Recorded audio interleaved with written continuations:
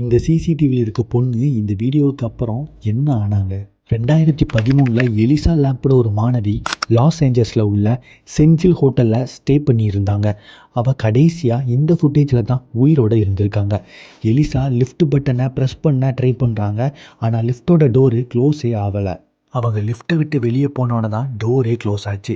அவங்க முன்னாடி யார்கிட்டையோ பேசிக்கிட்டு இருக்காங்க. ஆனால் அங்கே யாருமே இல்லை.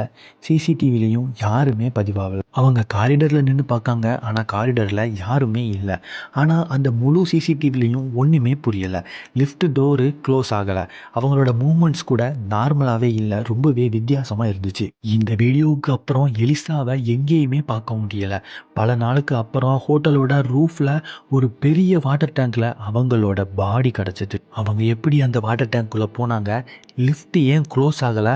அவங்க யாருக்கிட்ட பேசிக்கிட்டு இருந்தாங்க? யாரை பார்த்து அவங்க ரியாக்ட் பண்ணாங்க? இன்ன வரைக்கும் இது ஒரு அன்சால்வ்டு மிஸ்ட்ரியாக தான் இருக்குது. அந்த சிசிடிவி ஃபுட்டேஜை நீங்கள் பார்க்கணுன்னு நினச்சிங்கன்னா இப்போ கூட நெட்டில் சர்ச் பண்ணி பார்க்கலாம். இந்த மாதிரி மிஸ்ட்ரியான வீடியோ பார்க்கணுன்னு நினச்சிங்கன்னா என்னோட பேஜை ஃபாலோ பண்ணிக்கோங்க. நன்றி.